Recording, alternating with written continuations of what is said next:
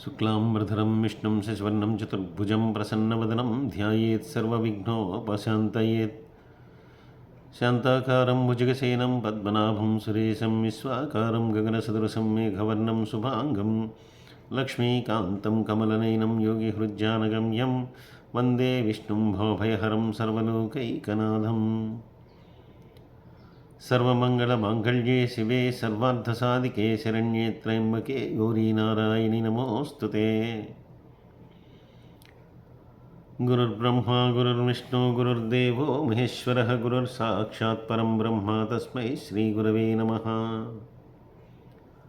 ఈ ప్రేరణకు కారణమైనటువంటి గురుదేవులు బ్రహ్మశ్రీ చాగంటి కోటేశ్వరరావు గారి పాదపద్మాలకు సభక్తిపూర్వకంగా నమస్కరిస్తున్నాను. ఈ రకంగా శుక్రాచార్యుడు ఒకవైపు తనను హెచ్చరిస్తుంటే, శుక్రాచార్యుడు ఈ దానవ కులాన్ని రక్షించడానికి తనకి హితవు చెప్తూ ఉంటే, బలిచక్రవర్తి మాత్రం అన్నాడు, ఏం చెప్తున్నారు గురువుగారు, వచ్చినటువంటి వాడు సాక్షాత్తు విష్ణువే అంటారా? అయితే నాకంటే ధన్యుడు ఎవడు ఉంటాడండి? ఆయన కనుక శ్రీ మహావిష్ణువే అయితే నాకంటే కనుక ధన్యుడు ఎవడు ఉన్నాడు? ఎందుకంటే యోగులు, తపస్సులు అనేక సంవత్సరాలు ఎన్నో వదిలేసుకుని తపస్సు చేస్తే కానీ, ధ్యానం చేస్తే కానీ కంటికి కనిపించనటువంటి వాడు నేను ఏమీ చేయలేదు అయినా కూడా ఈరోజు వచ్చి నా ముందర నిలబడ్డాడు. ఇంతకంటే గొప్ప విషయం ఏమైనా ఉంటుందా? అలాగే ఎందరో ఆయన దర్శన భాగ్యంతో తరించిపోతారు, పులకించిపోతారు. దర్శన భాగ్యం కోసం కొన్ని సంవత్సరాలు, కొన్ని యుగాలు ఆయన కోసం ఎదురు చూస్తూ ఉంటారు. అయినా కూడా ఎంత నిష్ఠతో ఉన్నా, ఎంత భక్తి తత్పరుడైనా, ఎంత గొప్పవాడైనా కూడా వాళ్ళకి దర్శనం ఇవ్వడు. అటువంటి వాడు ఇవాళ నా ముందరకు వచ్చి నిలబడ్డా. దానికి నేను సంతోషించాల్సిపోయింది, భయపడాలా? అంతేకాదు, వచ్చినటువంటి వాడు మళ్ళీ నా సహాయాన్ని అర్థించి వచ్చాడు, నా దగ్గర నుంచి ఏదో తీసుకోవడానికి వచ్చాడు. ఇంకా అదెంత గొప్ప విషయం! అసలు అందరికీ తానే ఇస్తాడు. ఎవరైనా సరే ఆయన ఏమిస్తాడా అని చెప్పి ఎదురు చూస్తూ ఉంటారు. అలాంటిది ఈరోజు ఆయన వచ్చి నా దగ్గర తీసుకోవడానికి వచ్చాడు. అంటే ఇప్పుడు నా చెయ్యి పైన, ఆయన చెయ్యి కింద. సాధారణంగా ఆయన దగ్గర నుంచి తీసుకోవటానికి అందరూ కూడా తమ చేతిని పెట్టి అర్థిస్తారు. అలాంటిది ఇప్పుడు నా చెయ్యి పైన ఉంటుంది, ఆయన చెయ్యి కింద ఉంటుంది. కాబట్టి నాకంటే గొప్ప భాగ్యవంతుడు, నాకంటే గొప్ప అదృష్టవంతుడు ఇంకెవరైనా ఉంటారా గురుదేవా? అందువల్ల నాకు ఎటువంటి ఇబ్బంది లేదు.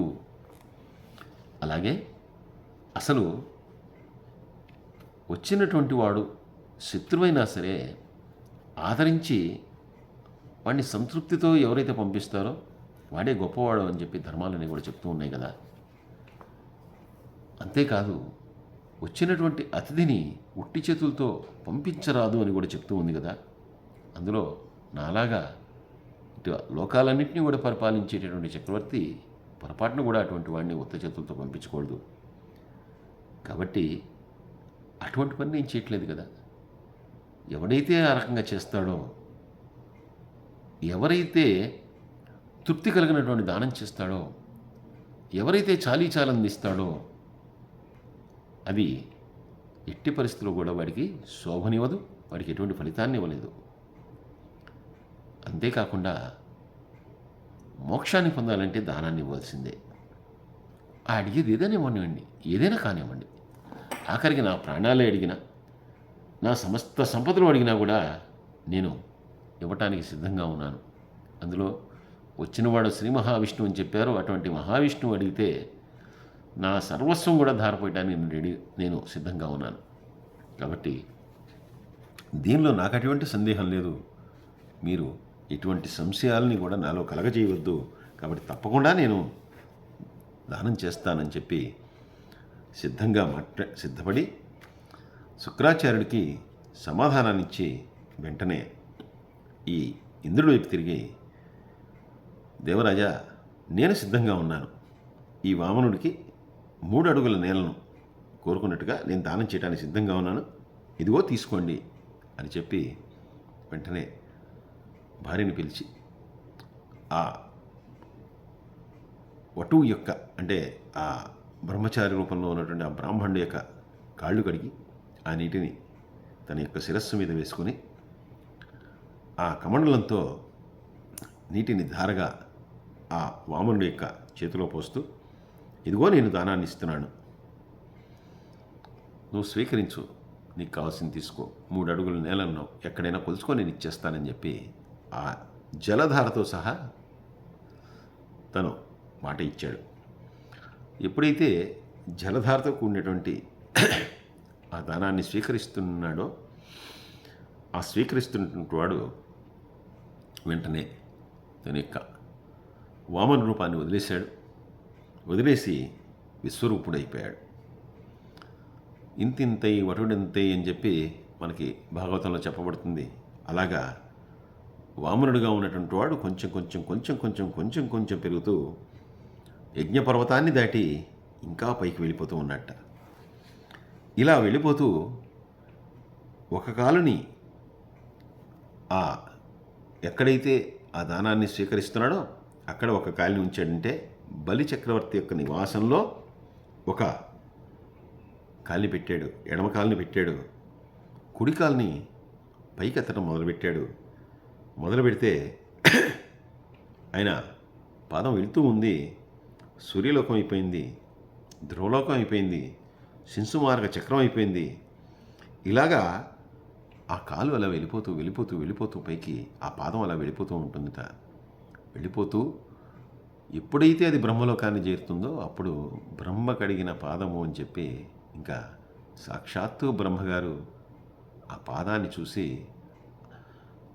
ఆ బ్రహ్మ కడిగినటువంటి పాదము అనేటటువంటి ఆ కృతి అక్కడి నుంచి వచ్చింది అని చెప్పి కూడా మనకి చెప్పబడుతుంది.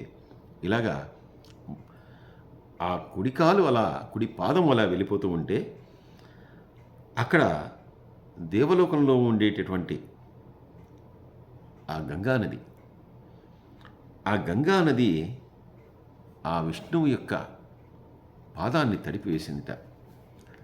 ఈ రకంగా దేవలోకంలో ఉన్నటువంటి గంగా నది విష్ణువు యొక్క పాదాన్ని తడపటం వల్ల విష్ణుపది అయినది. అప్పటి నుండి విష్ణుపది అని చెప్పి పిలువబడింది. అలాగే ఇంకా ఆ పాదము అలా బ్రహ్మాండాన్నంతా కూడా దాటుకుని పైకి వెళ్ళిపోగా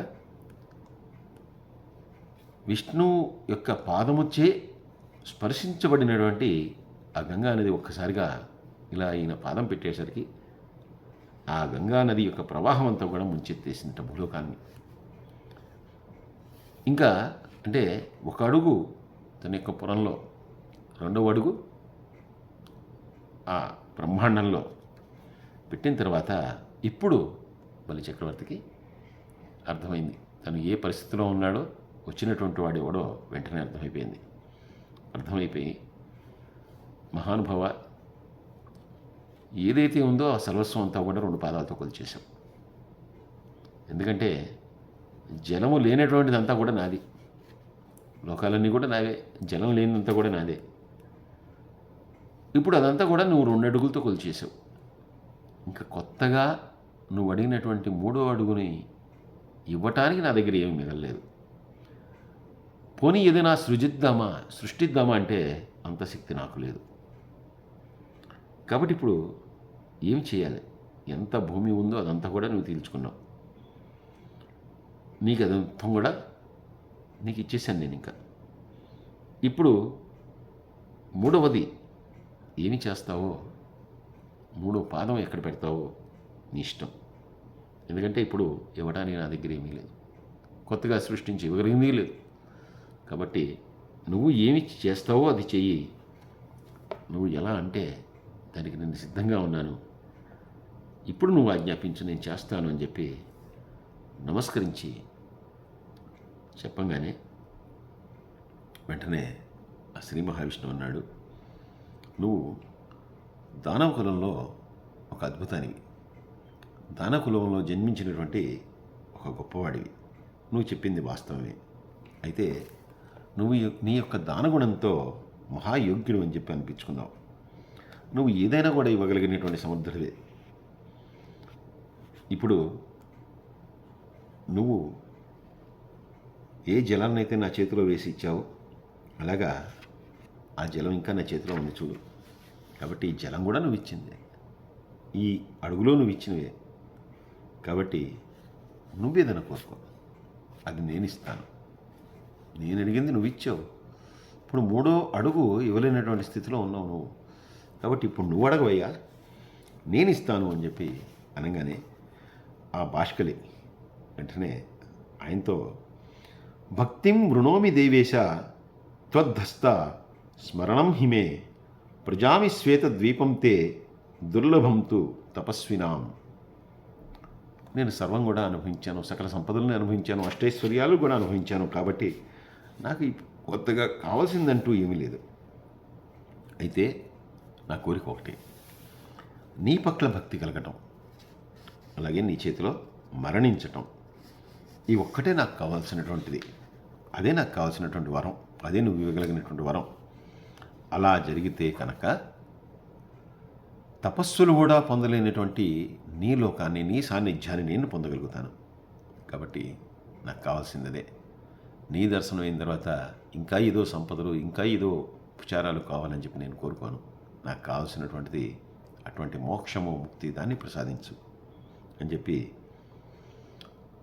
అడగగానే శ్రీ మహావిష్ణువు అన్నాడు, తప్పకుండా నీ కోరిక నెరవేరుతుంది, కానీ అది ఇప్పుడు సాధ్యం కాదు. మరొక యుగం దాకా నువ్వు వేచి ఉండాలి.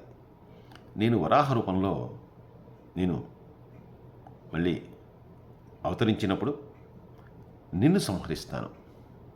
నిన్ను సంహరించి అప్పుడు నిన్ను నా దగ్గరికి చేర్చుకుంటాను, నా దగ్గరికి తీసుకెళ్ళిపోతాను అని చెప్పి ఆ మహావిష్ణువు 3వ పాదాన్ని మనకి భాగవతంలో అయితే కనుక ఆయన శిరస్సు మీద మోపికి పాతాళానికి తొక్కినట్టుగా చెప్పబడుతుంది. ఇక్కడ మాత్రం ఆ మాటను చెప్పి ఆ విష్ణువు అంతర్ధానం అయిపోతే బలిచక్రవర్తి పాతాళలోకానికి వెళ్ళిపోయాట. ఆయనతో పాటే అక్కడ ఉన్నటువంటి ఆయన్ని అనుసరించేటటువంటి అసురులు, నాయకులు అందరూ కూడా వెళ్ళిపోయిన తర్వాత ఇంక మళ్ళీ ఇంద్రుని యొక్క రాజ్యం ఇంద్రునికి దక్కింది. ఈ రకంగా ఆ శ్రీహరి యొక్క త్రైవిక్రమము అంటే 3 పాదాలు ఎలా ఆయన్ని 3 పాదాలతో ఎలా కొలిచాడు అనేటటువంటి విషయం, అలాగే జగత్తు మొత్తానికి గురువైనటువంటి వామన రూపంలో ఉన్నటువంటి ఆ శ్రీహరి యొక్క ప్రాదుర్భావము, అలాగే గంగా సంభవము అనేటటువంటి ఈ 3 కార్యాలు కూడా ఈ శ్రీహరి వామన అవతారంలో రావటం వల్ల జరిగింది. అలాగే భూమి మీద వైష్ణవ పద ప్రాదుర్భావం జరిగింది, అంటే నారాయణ పాదం పెట్టడం అనేటటువంటి జరిగింది.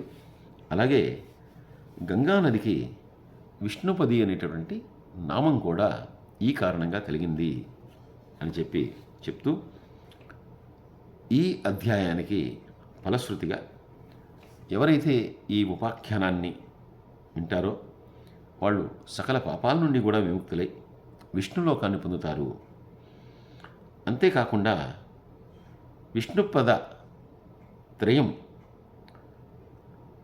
ఈ పద త్రయాన్ని గురించి ఎవరైతే వింటారో వారందరూ కూడా త్రిపుష్కరి యాత్ర చేసినటువంటి ఫలితాన్ని పొందుతారు. అంతేకాకుండా వాళ్ళు దుశ్చింతలకు, దుస్వప్నాలకి, దుఃఖాలకి, వీటన్నిటికి కూడా దూరం అవుతారు. అలాగే యజ్ఞ పర్వతము మీద ఉన్నటువంటి ఆ శ్రీ మహావిష్ణువు యొక్క దర్శన మాత్రం చేత అశ్వమేధయాగ ఫలాలు ఎలా అయితే నిస్సంశయంగా పొందగలుగుతారో, అలాగే ఈ విష్ణు పదోత్పత్తిని గురించి తెలుసుకున్న, ఈ వామనావతారం యొక్క వామనావతార ప్రాదుర్భావాన్ని గురించి తెలుసుకున్నా కూడా అటువంటి ఫలితాలనే పొందుతారు అని చెప్పి మనకి ఈ అధ్యాయంలో ఫలశ్రుతిగా చెప్పబడుతోంది. సర్వే జనా సుఖినో భవంతు, సమస్తలోకా సుఖినో భవంతు. స్వస్తి.